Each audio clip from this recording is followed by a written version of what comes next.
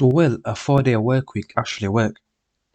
Excusing the tongue-twisting nature of that title, this topic is becoming intriguing to investigate. But there are already a multitude of countries considering/already have a 4-day work week to some extent. Those countries being Spain, Finland, New Zealand, and Ireland. But first, let's add a little bit of context to the situation. The man awarded with being the first person to standardize the 5-day work week instead of the usual 6 days without reducing workers' pay was Henry Ford in 1926. Working hours averaged out at 49 hours per week during the 1920s and fell below 40 during the Great Depression. During the Great Depression, President Herbert Hoover called for a reduction in working hours so the number of unemployed wouldn't be increased.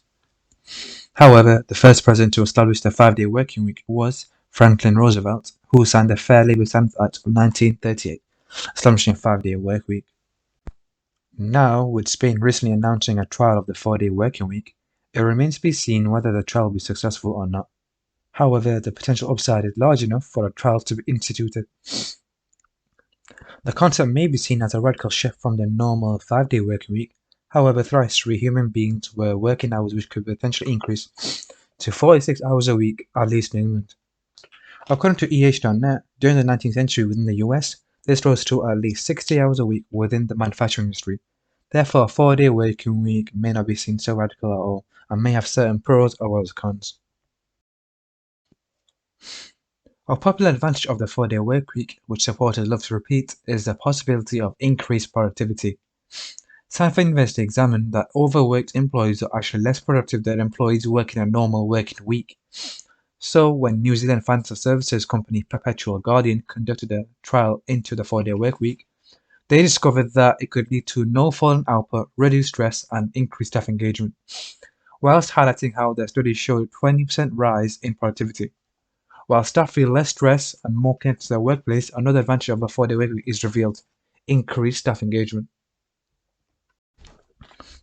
As staff become further engaged, the 4-day work week can also lead to further motivated employees. In this study, work-life balance increased to 70% from previous 54% in the previous study, while staff stress levels decreased to 38%, down 7% from 45% in the same study.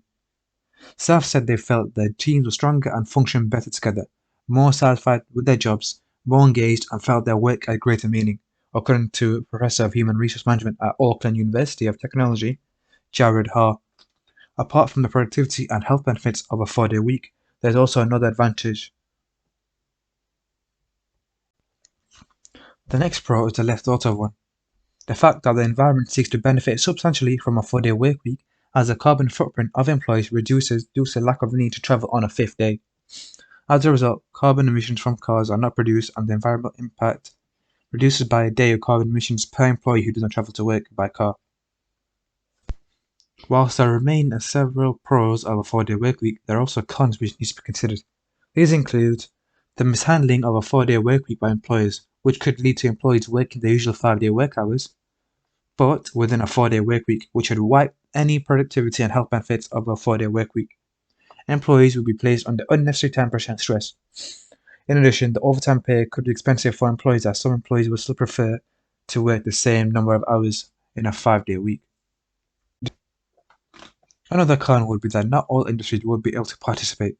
For example, energy industry workers, i.e. in a nuclear power plant, would need to be present 24/7 to maintain the plant and safety, which would prevent accidents from occurring. To the same effect, clients will be unable to contact employees for 3 days instead of the normal 2-day weekend where employees aren't available to work. As a result, issues that arise during an off-day will go unresolved, slowing down a client's work and decreasing the satisfaction that a client has for the company. In conclusion, the 4-day work week should be implemented in certain industries, mainly office work where the work is seen as more mundane but possible to be completed within 4 days. However, as seen above, industries which require 24/7 supervision should be kept exempt. In addition, productivity seems to have increased in tandem with the increase in health benefits for employees, who can decrease their work-related stress. Hopefully, the Spain trial will highlight the benefits of a 4-day work week and lead to an increase in implementation of the 4-day work week.